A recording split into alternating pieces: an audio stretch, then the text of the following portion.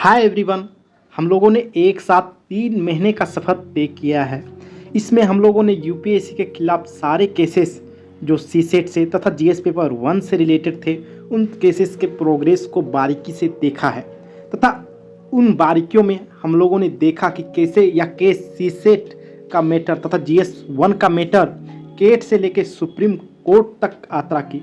तो आज हम लोगों का मूल मुद्दा यही है कि इतने लंबे प्रोसेस में आखिरकार अभ्यर्थियों से क्या गलती हो गई, आखिरकार वे कौन से बिंदुएं थीं जिन्हें हम लोगों ने ऑब्जर्व नहीं किया, जिन्हें हम लोगों ने कंसीडर नहीं किया, जिसके कारण यह केस हम लोग हार गए। क्या यह नियति ही थी? सबसे पहला, अभ्यर्थियों ने कभी यह सोचा भी नहीं था कि कॉम्पिटिटिव रिलेटेड एग्जाम्स के केसेस को जो है केट तथा हाई कोर्ट में इंटरटेन करने से सुप्रीम कोर्ट ने रोका है।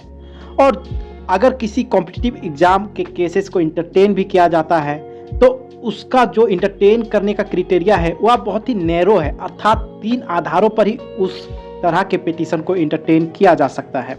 और यही कारण था कि जजेज ने उन तीनों क्राइटेरिया में इस केस को नहीं पाया और इसीलिए इस केस को तो इंटरटेन करना ही नहीं था। और कुल मिला के जो इतना लंबा टाइम खींचा गया, लगभग 3 महीने का, वो एक तरह से हम लोगों का टाइम वेस्ट हो गया। कोर्ट में अन्य पक्षों पर भी बात हुई है, लेकिन वे पक्ष इतने ज़्यादा महत्वपूर्ण नहीं थे।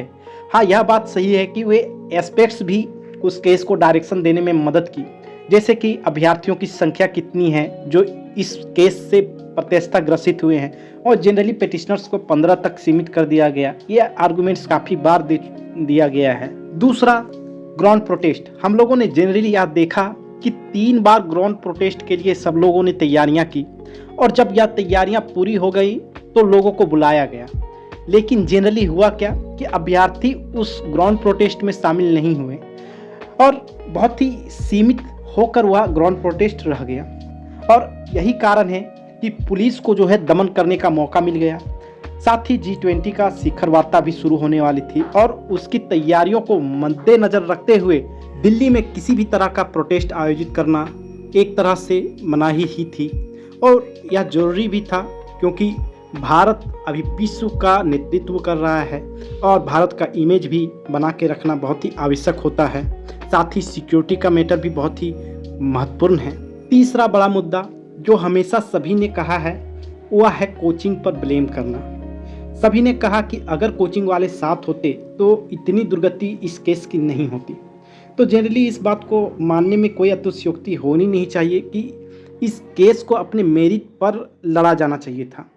और अगर अपने मेरिट के बलबूते यह केस नहीं जीत पाते हैं तो इसमें स्पष्ट बात 2 हो सकती है। पहला, या तो केस कमज़ोर है, अथवा दूसरा, जो जुडिशरी सिस्टम है वह इस तरह के केसेस में न्याय जनरली नहीं प्रदान कर पाती। अब मुद्दा चाहे जो भी हो, लेकिन हम लोग यह नहीं कह सकते हैं बलपूर्वक कि आप इस केस को समर्थन दें ही, क्योंकि कोचिंग वाले का अपना एक प्रिंसिपल होता है, उनका अपना कोई लक्ष्य होता है, टारगेट होता है, और किसी कोचिंग वाले को इस केस में अपना कोई इंटरेस्ट या हित नहीं दिख रहा है तो आखिरकार वे इसे क्यों ज्वाइन करें। कुछ शिक्षकों ने यह भी कहा था कि आप कितना भी कोशिश क्यों ना कर ले, यूपीएससी के खिलाफ आप इस केस को नहीं जीत सकते हैं, क्योंकि हमने पहले ही ट्राई कर लिया है और कई साल पहले, 10 साल पहले, 15 साल पहले हम लोगों ने जी तोड़ कोशिश की, लेकिन आउटपुट कुछ नहीं निकला। और यही कारण है कि हम लोग इस केस को सपोर्ट नहीं कर रहे हैं, क्योंकि हम लोगों को पता है कि फाइनल वर्डिक्ट क्या होने वाला है। अगला महत्वपूर्ण मुद्दा था एक सहमति की। जनरली हुआ क्या कि इसमें 2 तरह के केसेस सामने आ रहे थे। पहला जीएस पेपर 1, दूसरा सीसेट का मैटर। बहुत सारे लोग यह मान रहे थे कि सीसेट पेपर जो है भेदभावपूर्ण था, आउट ऑफ सिलेबस था, जबकि बहुत सारे अभ्यर्थी जीएस पेपर 1 को भी भेदभावपूर्ण मान रहे थे और उनका यह स्पष्टता मानना था कि जो 47 प्रश्न के उत्तर का जो ऑप्शन दिया गया था वो एक किसी पैटर्न को फॉलो करता था और उससे जो है तुक्केबाजी को बढ़ावा मिला। और उसके लिए कई लोगों ने साक्ष्य प्रमाण भी दिए कि कैसे यह जो है भेदभावपूर्ण है। और यही कारण है कि वे कंप्लीटली जीएस पेपर 1 से भी असंतुष्ट थे। और इसी में हुआ क्या कि जनरली इसी में 2 गुट बन गए, एक जीएस पेपर 1 के लिए, एक सीसेट पेपर के लिए, और दोनों आपस में जो है कुछ मतभेद उभर के दोनों के बीच सामने आ गए। लोगों ने कहा कि इस मुद्दे को साथ लेके चला जाए जीएस पेपर 1 का, तो कुछ ने कहा सीसेट का। और जो बहुत ही अधिक मैच्योर थे उन्होंने कहा कि दोनों पेपर का हम लोग साथ लेके चलेंगे। लेकिन इसके बावजूद इसने एक असहमति का तो बीज बो ही दिया था। अगला मुद्दा था कि कई ऐसे केसेस थे जो पुराने केसेस थे, जैसे कोविड कंपनसेटरी अटेम्प्ट का केस अथवा एज रिलैक्सेशन का मुद्दा। और हुआ क्या, जब यह केस शुरू हुआ तो पुराने ग्रुप प्रथमता सपोर्ट देने से इनकार कर दिए और उन लोगों ने अपना मत रखा कि जब हम लोग इस बात को समझा रहे थे उस वक्त आपने हमारा सपोर्ट नहीं किया, तो अब हम क्यों करें। और ऐसा नहीं है कि अब उनकी मांगे सो गई हैं, क्योंकि अगले महीने जो है जंतर मंतर पर कोविड कंपनसेटरी अटेम्प्ट वालों का भी एक धरना प्रदर्शन होने वाला है, तो वो अभी भी जागृत है। और बाद में सहमति बनाते बनाते इन सारे ग्रुप्स में आपस में सहमति बनने में थोड़ा वक्त लग गया। अगला मुद्दा था नॉन सीरियस कैंडिडेट की बाढ़। हम लोग सभी यह जानते हैं कि यूपीएससी में लगभग 10 से 11 लाख लोग फॉर्म भरते हैं, जबकि 5 लाख लोग के आसपास ही इस एग्ज़ाम को देने आते हैं। और उसमें से भी लगभग 20 से 30 हज़ार लोग ही सीरियस होते हैं, जो इस एग्ज़ाम की पूरी तरीके से तैयारी करते हैं, उस पर डेडिकेट होते हैं और 3 से 5 साल की मेहनत इस एग्ज़ाम के लिए झोंक देते हैं। और जब इस एग्ज़ाम में इस तरह की अनियमितताएं सामने आती हैं तो फिर लोग एक दूसरे को आगाज करते हैं कि चलिए इस अन्याय के विरुद्ध खड़े होते हैं। तो होता क्या है कि जितने भी नॉन सीरियस कैंडिडेट होते हैं जनरली इस कॉज को समर्थन नहीं देते हैं। और ऐसे में 5 लाख लोग जब इस एग्ज़ाम में बैठते हैं और 10,000 लोग भी जो एक्टिवली इस कॉज के लिए पार्टिसिपेट करें, ऐसे लोग भी नहीं मिल पाते हैं। और जनरली होता क्या है, जब इस तरह के ग्रुप्स फॉर्म होते हैं तो बहुत सारे नॉन सीरियस कैंडिडेट भी इसमें जुड़ जाते हैं और देखते हैं कि चलो अगर री एग्ज़ाम हो गया या कोई कंसेशन मिले तो फिर से एक बार जाके देख के आएंगे, फिर मज़ा लेंगे। तो इस मज़े के चक्कर में जो है इसमें थोड़ी सी त्रुटियाँ आ जाती हैं, जो ग्रुप के आंतरिक मजबूती को कमज़ोर भी करती है। अब अगला प्रश्न यही था कि इस ग्रुप को, इस कोच को 24/7 कौन कौन से लोग लीड करेंगे। तो जनरली हुआ क्या, इस तरह के केसेस में लोग सामने नहीं आए और वही लोग इस केस को फिर लीड करने लगे जिनका यह आखिरी अटेम्प्ट था, क्योंकि उनके पास अब खोने के लिए कुछ नहीं था और वे इस बात को गहरी तरीके से समझ रहे थे। तो यही कारण था कि बहुत सारे एस्पायरेंट्स आगे नहीं आए और हमेशा बैक बेंचर्स की तरह इसे तमाशे के रूप में देखते रहे। यह सभी के साथ सच नहीं है, बहुत सारे अभ्यर्थियों ने बढ़ चढ़ के हिस्सा लिया, बहुत लोगों ने जाके प्रोटेस्ट में शामिल हुए तथा केस में अपने वैल्यूएबल सजेशंस के साथ जितने भी तरह के सपोर्ट हो सकते थे वे सपोर्ट उन्होंने दिया। अगला मुद्दा लालच का होता है। जनरली हम सभी इस बात से परिचित हैं कि यूपीएससी का एग्ज़ाम जो है काफ़ी टफ है और यही कारण है कि इसमें अनिश्चितताएं हमेशा बनी रहती है और लोग चाहते हैं कि किसी तरह से कोई दूसरे छोटे मोटे और अच्छे जॉब में एक पकड़ बना के रखे। और यही कारण था कि अगले महीने में जब एपीएफसी ईपीएफओ का एग्ज़ाम हो रहा था तो बहुत सारे अभ्यर्थी उस ओर मुड़ गए और अपने पुराने बातों को भूल के एक नई शुरुआत के लिए ज़िंदगी को फिर से एक मौका देने चले गए, क्योंकि इसका सिलेबस यूपीएससी के सीएससी एग्ज़ाम से टोटली मैच करता था लगभग। और यही कारण है कि इस तरह के एग्ज़ाम को यूपीएससी अभ्यर्थी छोड़ना नहीं चाह रहे थे और वे उन एग्ज़ाम में पार्टिसिपेट किए, जिसके कारण सबका रुख जो है इस केस से हटकर उधर एग्ज़ाम की ओर मुड़ गया। लेकिन बहुत सारे अभ्यर्थी इस बात को जानते हैं कि बड़ी मंजिल पाने के लिए छोटे छोटे लक्ष्यों की कुर्बानी देनी पड़ती है, छोटी छोटी उपलब्धियों की कुर्बानी देनी पड़ती है। तो बहुत सारे लोगों ने अपने छोटे छोटे कुर्बानियों को भी दिया है। अगली समस्या थी दूरियों की। लगभग सभी राज्य से यूपीएससी के एग्ज़ाम में लोग अपेयर होते हैं और सभी का जब इस तरह के कोच सामने आ रहे थे तो सभी एक प्लेटफॉर्म में लगभग टेलीग्राम में आ तो गए, लेकिन जब जुड़ने की बात आई तो उस वक्त आ नहीं पाए, क्योंकि देश के सभी राज्यों में अभ्यर्थी बिखरे हुए थे और वे कहीं सिमट कर कहीं दिल्ली आए यह लगभग नामुमकिन था। और इसके कई भी कारण हो सकते थे, चाहे वो आर्थिक कारण, इकोनॉमिकली हो सकता है उनके पास बेहतर सोर्स नहीं है इनकम का, जिसके कारण वे आर्थिक रूप से अनस्टेबल थे।